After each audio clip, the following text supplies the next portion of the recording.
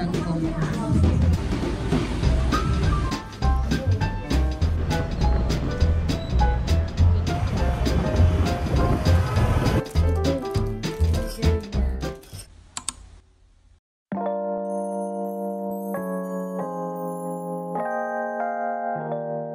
After that is pumunta na tayo ng Cafe Apartments.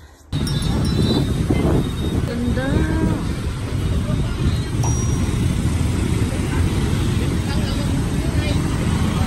Guys, we are currently at the Cafe Apartment. And nasa second floor pa lang tayo. Hindi tayo mag-elevator kasi may bayad. And hindi ko pa alam kung ano ba talagang pupunta akong coffee shop dito. So, let's check.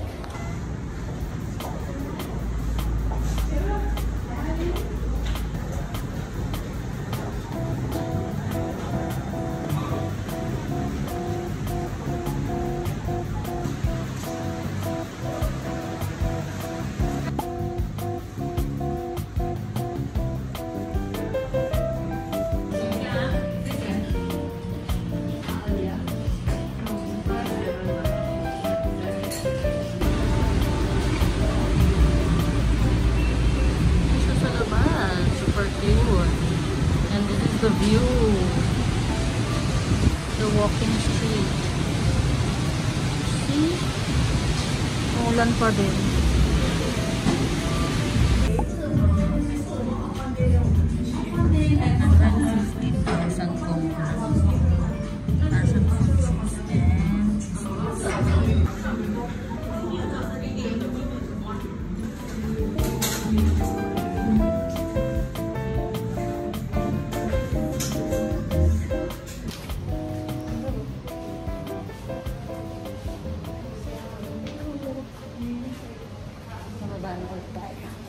Punta natin yung mga nakilala nating Pinay kahapon. Nandyan din sila, sakto nakita ko yung story nila. So, punta na lang natin sila para makapagtsikahan. Share din natin sa kanila experience ko sa shopping. So, yun, baba na tayo. Sa third floor daw sila sa Oops. Tara. Ganito yung hagdanan nila dito. Skip. Kita nyo ba? Hindi na kasi magamit yung ay maon yung GoPro kasi gamit ko ng buhat. Na-take out ko na lang yung pizza ko para makababa na tayo. Pagsika na tayo sa kanila. Cafe Apartment kung saan tayo galing. Saan tayo makyat. Ayan. Pumila lang kasi yung ulan. Kaya lumabas na tayo. Ayan yung walking street. Ayan. Lumabas na rin sila. Ako yung naunang lumabas dito. Tapos biglang dumami yung tao. Ako lang mag-isa dito kanina eh. Na nagpipicture-picture. Ayan.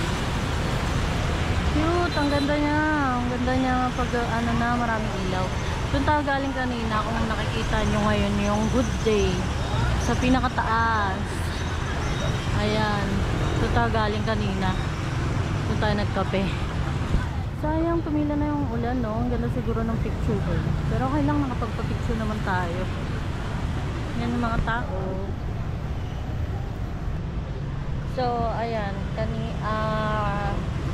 Pumunta nga tayo sa nakilala natin sa tour natin kahapon.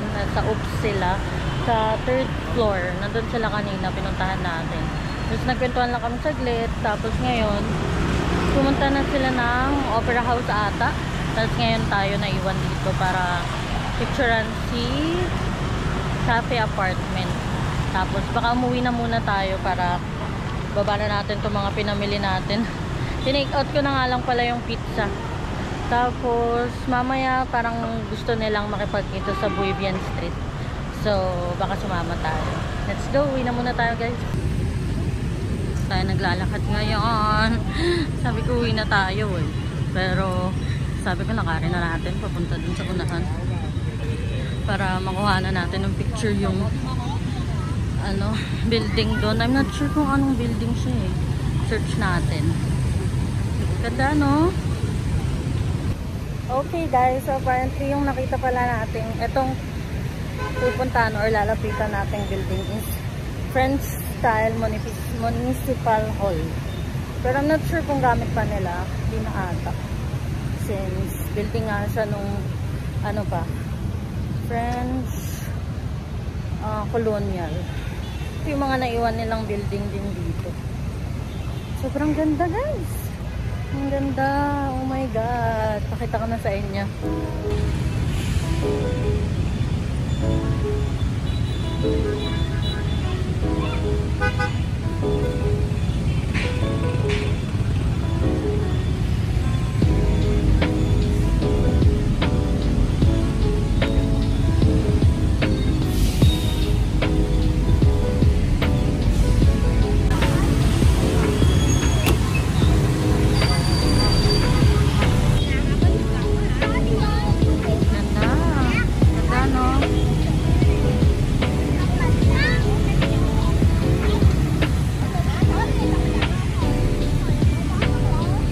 Opera House, tsaka galing kanina nagpa-picture.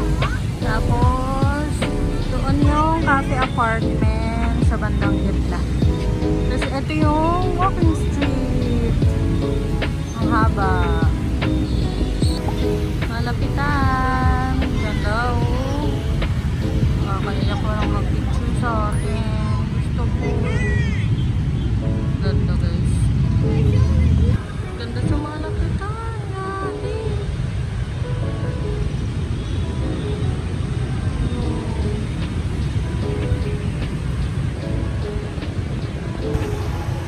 Tayo guys, medyo ginabi na tayo kasi walang mabook.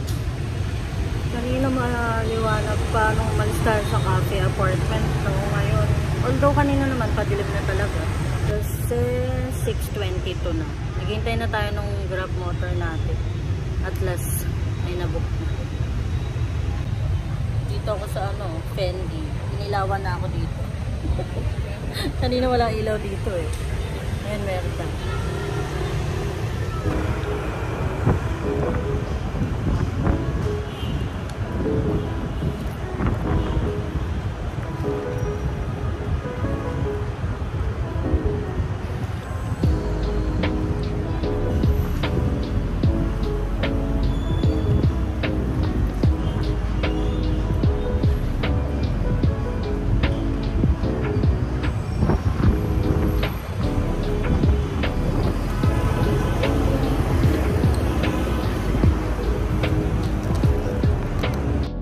Guys, so nakauwi na tayo. Actually, medyo kanina pa kinuha ko lang yung sinampay ko. Natuyo naman na silang lahat. Tapos ngayon, grabe yung pagod ko. Grabe, nung wala naman tayong tour. Grabe pa rin ako nakauwi. Natuwa kasi ako dun sa yung walking street eh. Tapos naghihintay ako ng baka may may solong or grupo na pwede kong lumapit magpa-picture. Kaso wala. Nahiya ako mag-approach. Pero nag-picture naman tayo mag-isa. Nilagay ko na lang sa floor yung cellphone ko. Tapos sinandal ko dun sa mga pinamili natin.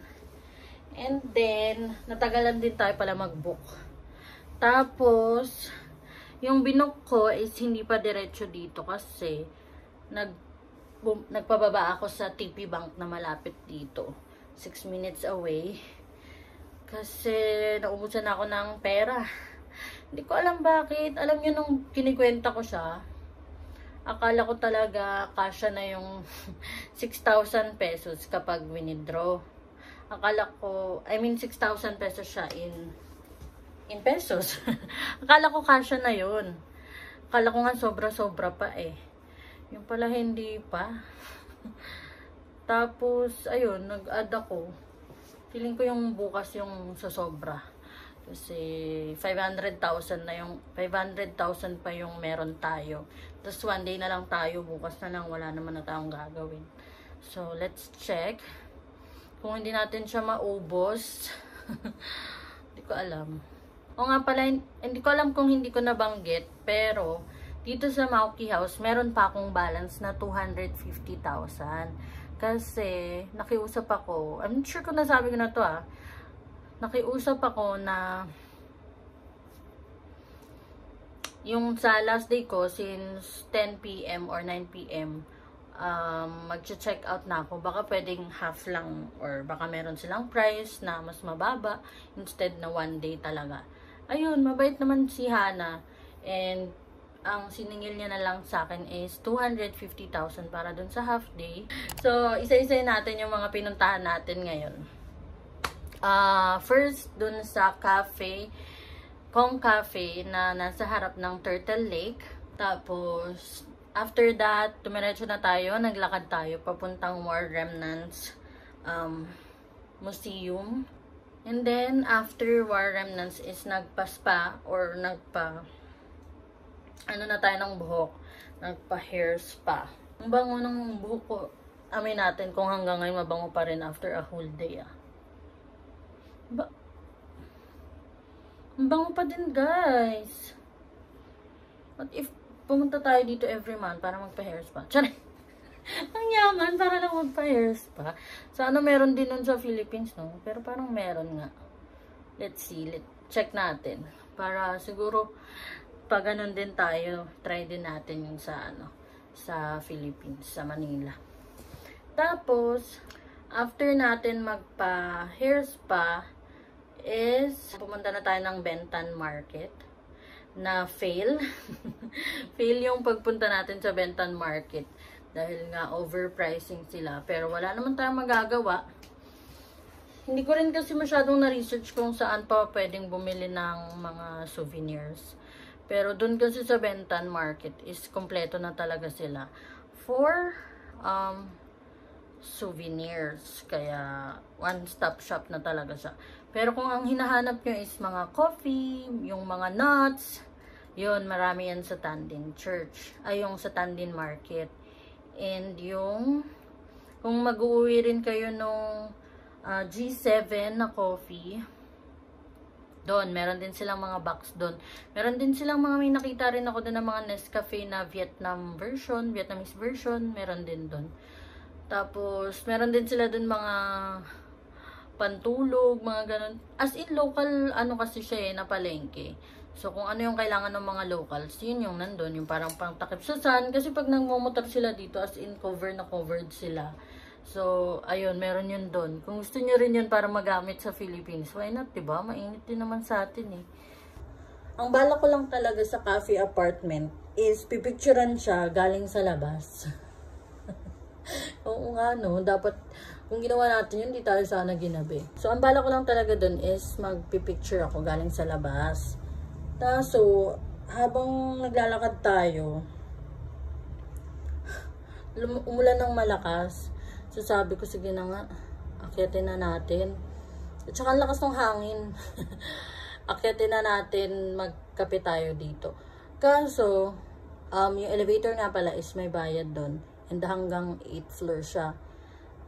Magandang view naman is galing talaga sa 8th floor. Tsaka, ang cute ng store ng Good Day. So, naglakad lang tayo. Ginaghagdanan lang tayo. Pag akyat ko sa taas, ayoko nang magkape. Gusto ko na mag-juice. Sobrang hingal ko, guys. So, ayun. Napa-order tayo na lang ng passion fruit with pizza. 115,000 lang. Tapos nakita ulit na kachikahan nga natin din yung mga Pinay nating nakilala sa tour natin kahapon. And then after that, dapat uuwi na naman talaga tayo. Magpipicture lang tayo sa harap dahil tumigil na yung ulan. Pagtingin ko naman dun sa gilid, ang ganda ng French Colonial na City Hall. Ayun, napaano na tayo. Napalakad na tayo hanggang dun sa pinakadulo. Tapos ako nga pala, guys. May lumapit sa akin na na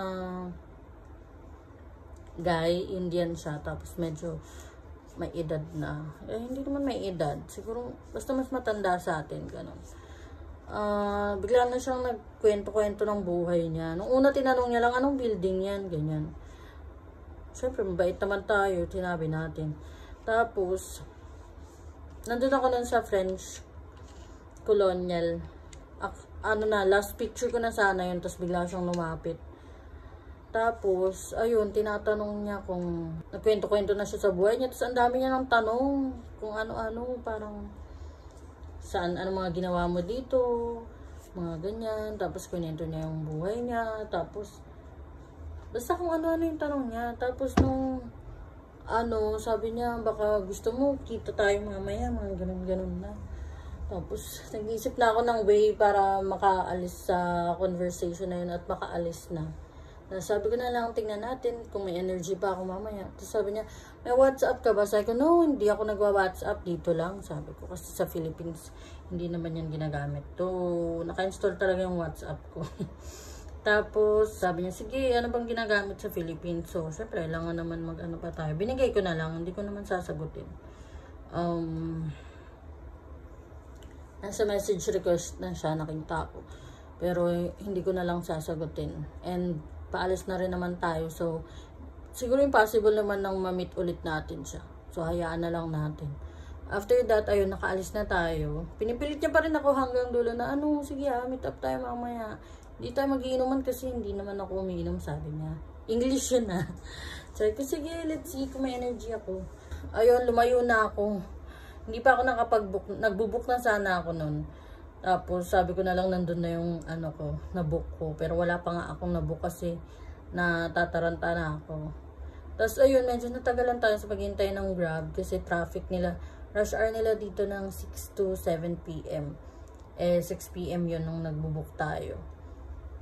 Tapos, ayun, pumunta na tayo ng TP Bank. Grabe yung day natin, no? Nakakapagod. Pero, okay na din. Kasi ang dami nating nagawa. Sabi nga nung nakasama natin na friend galing sa tour natin kahapon. Sabi niya, grabe ang productive mo, no? Gusto ko kasi pag pumunta tayo sa ibang place or nagta-travel tayo, parang ma-maximize natin yung mga pwedeng makita, mga gawin. Kasi hindi naman natin alam kung babalik ba tayo dito, 'di ba? Kung babalik pa ba tayo dito or 'di ba sa ibang lugar naman, syempre hindi naman tayo ganun kayaman na pabalik-balik sa isang bansa. So, ayun, mina-maximize na natin kung ano yung pwede nating ma-experience dito sa current nating location. So, ngayon, baka magpahinga na lang tayo, guys. Parang yayaya pala tayo sa Buivian. Tingnan natin kung matutuloy sila at magyayaya ba sila. Pero na magpapahinga muna ako. Kainin ko yung natira kong pizza galing sa cafe apartment. And then, ayan, matutulog na tayo para maaga ulit tayong makabangon bukas. Kasi balak kong bumalik sa postal office kasi baka doon ako bumili ng fin filter. Yung nakita natin doon na may Saigon. Tapos try natin kung magkano ba yung pagpadala ng letter sa Philippines. Kung kaya pa ba ng pera natin. Tapos, check natin kung mapuntahan pala natin yung temple na gusto nating puntahan.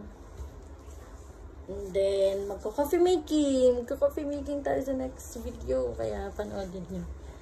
And then, uwi na tayo ng gabi. So, ayun guys.